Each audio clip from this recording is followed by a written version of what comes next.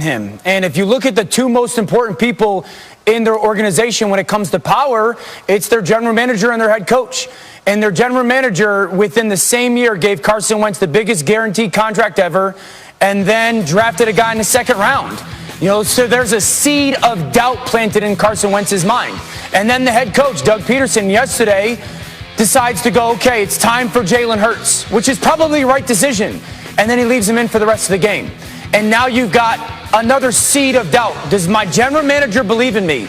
Not as much as I think. Does my head coach believe in me? Not as much as I think. And that has broken Carson Wentz. And I always use this saying, don't give up what you really want for what you want right now. They really want Carson Wentz to be their franchise quarterback, but they want to win games right now.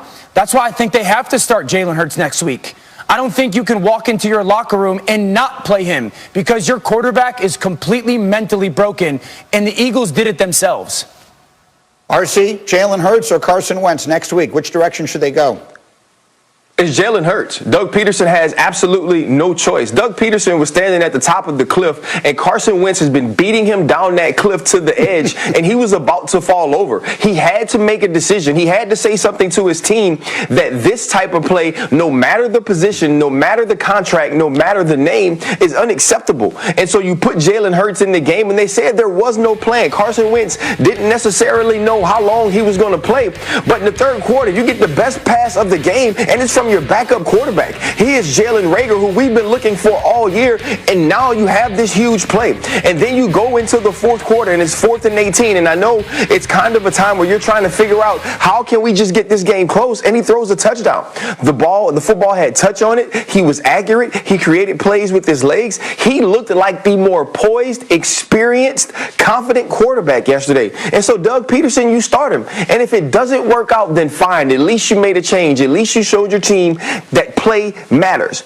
And if it works out, then you have a decision to make in the future. But it's no decision to make about the quarterback of the Philadelphia Eagles next week, because that guy has to be Jalen Hurts. Well, Rex, you're my coach here, and so the coach has to balance losing his locker room versus potentially losing his job. How do you handle this now if you're Doug Peterson? Well, if he loses his locker room, he's going to lose his job anyway. So to me, look, I have not been a huge fan of Jalen Hurts. I mean, I don't think he has the NFL skill set. But right now, so I don't see him as an NFL quarterback.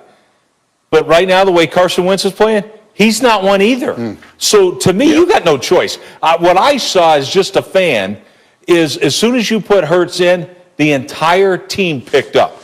So that was a spark like, hey, we want this guy. And then when you hear, you see this, attitude by Carson Wentz and all that, I understand. Here's my sources tell me that he's a guy that knows it all in the locker room. Well, guess what? That doesn't fly. That means people want you benched. And that's what I don't think they have a choice. They got to go with Jalen Hurts. And so we'll see. When you say that, it's reminiscent of the fact that this is a team that seemed to play better around Nick Foles than it did around Carson Wentz, and maybe now it makes a little sense to you. Yeah, it makes sense to me now when I hear about this is, a know-it-all guy, because at the time I'm like, there's no comparison. Athletically, Carson Wentz is exactly what you want as a quarterback. But it's all these underlining things. If he's not coachable, if he thinks he's above the team and everything else, no wonder everybody was screaming for Nick Foles, who we all know is just a journeyman guy and a backup quarterback. But I understand it much better than I did, at the time. So, Dan Orlovsky, you say that right now Carson Wentz is broken. Candidly, watching it, it's impossible to disagree. Can he be fixed? Oh, absolutely. The right people can absolutely fix Carson Wentz. But, Greeny, it's going to come to trust. And I think that's when I hear those post-game press conference comments from Carson Wentz going, I didn't really know the plan. I was told that Jalen Hurts might go in for that first play and then maybe a series. That's the biggest concern I have right now, because the question becomes, how does Carson Wentz ever trust, again, the general manager, Howie Roseman, and the head coach, Doug Peterson? How was there not the conversation of, hey, Carson, right now you're not playing good enough and our offense is struggling. If that continues to be the case in this game, Jalen's going in. win. And if Jalen provides a spark, or if Jalen plays well, which he did, he's going to continue to stay in. There can't be this gray area right now for this offense. And so it's going to take time. And I said this last week, Greeny, the biggest question in this organization is, do they believe that either Doug Peterson or Carson Wentz is their future? Because if they believe it's Carson Wentz, then they need to find somebody that can rebuild the trust, because right now the trust between the player and the coach is completely broken. And the question becomes, what about 2021? That's the reality. The division's not being won, Eagles fans. What about 2021? Because if you move to Jalen Hurts for the next 4 games, I think 5 games or whatever's left, you bring into question 2021. I don't care about the money. I understand it's very difficult. But when you decide that it's time to move on, I don't know if you can bring back the guy that you benched with the same coaching staff. It's 4 games left for the Eagles at this point, and they, in theory, because the division is so bad, are still alive in it. But as we will show you later, the Giants and some other teams are showing some signs of life. What do you think, RC? Is Carson Wentz the starting quarterback in Philly next season?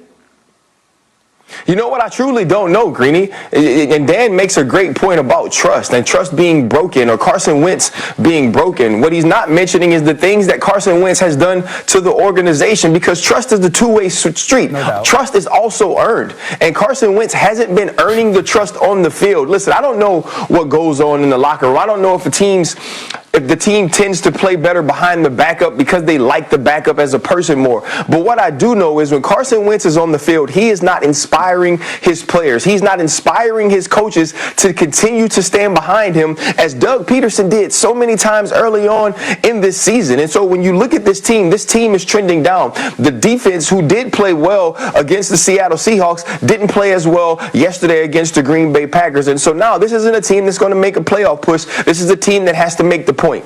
And the point to be made is that Jalen Hurts is my quarterback right now because our quarterback isn't playing well enough. You figure out the rest of 2021 after this decision is made. Eagles get the Saints this week, who right now are playing as well as anyone in the sport. They're a 6.5-point underdog. If they lose that game, it's probably hopelessly over. Quick final thought. Go. Yeah, I'm just saying this, that look, I love it. Carson Wentz is looking, well, the communication. Listen, what do you want him to say? You're playing like hot garbage. I'm going to play the other cat. It's plain and simple. You only thought he was coming in for a play or a series? What, are you out of your mind? Do you not realize you were playing horribly?